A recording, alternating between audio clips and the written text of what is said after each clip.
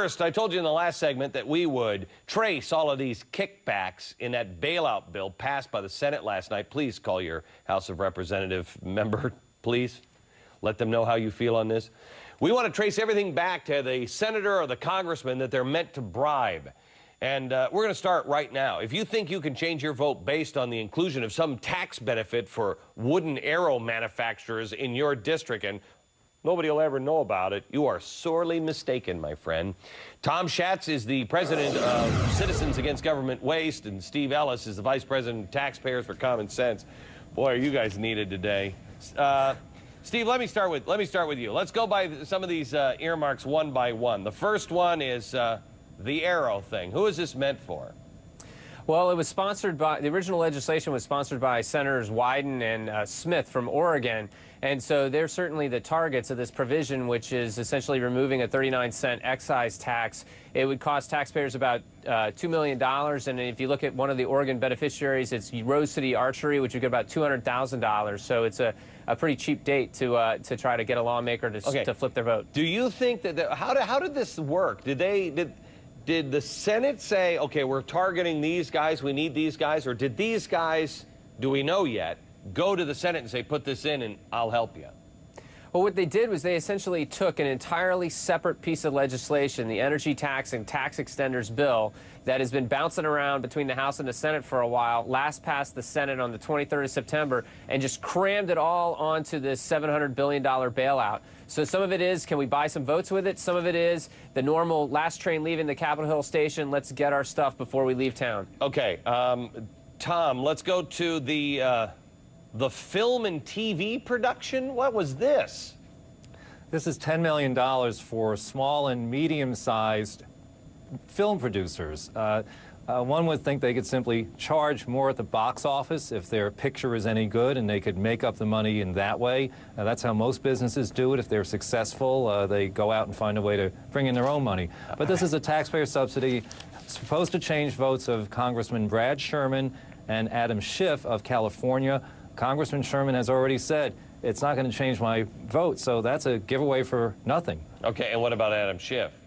Unclear where he's going to be, but again, these are sprinkled throughout this bill. As Steve said, it's been floating around for a while. If it's that critical at the end of this session, they should be doing this separately, not as part of this $700 billion bailout. Steve, the Exxon Valdez, what is this bill, or what part of the bill?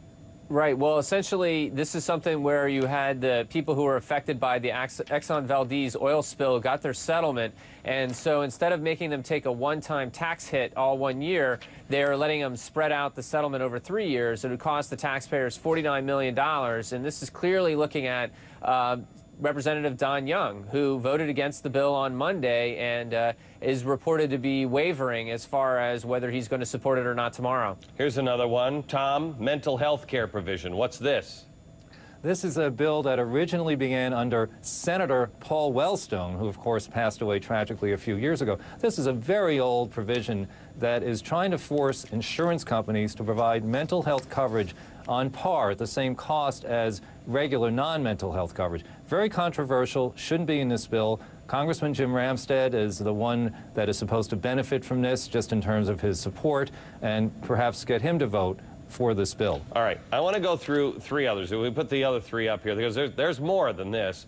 The Puerto Rican and Virgin Islands rum producers get 192. Excuse me? Who's this targeted to? I mean, as an alcoholic, these people in Washington are making me want to drink more and more every day. I need more rum, for the love of Pete. But who's this targeting? Either of you guys know? No, unclear. Clearly, the companies that are in business in those jurisdictions of the United States want to get this benefit continued because it's an existing benefit. They want to extend it. Auto racing tracks? Any idea what that one is? Well, certainly going to the NASCAR track owners, and it's essentially, you know, you can sprinkle it around across the country. A bunch of these have multiple beneficiaries. Guys, just put another Pennzoil patch somewhere and pay for the track yourself. Corporations operating in American Samoa. What is that? I thought that was only the chicken in the sea people, and that was Nancy Pelosi's company, was it not? Well, it was in her family. But again, by the way, the Puerto Rican and Virgin Islands rum could be Bacardi. They could be a beneficiary, big donor to members of Congress. American Samoa, they have 2 electoral votes. Hard to tell who that's helping. Let me ask you this, guys. Is there any other way to describe this as shameful and bribery?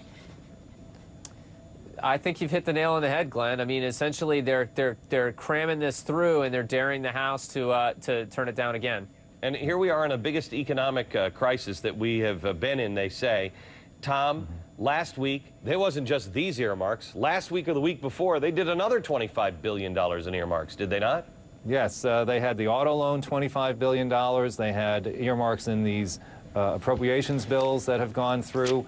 Look, this is business as usual in Washington, and anyone who thinks that it's going to make any difference who's in control of the White House or Congress, until we get the reforms that Steve and I and others have been supporting for all these years, and more shame in Washington, we'll see this continue. All right, thanks, guys. I appreciate it. We'll check back in again.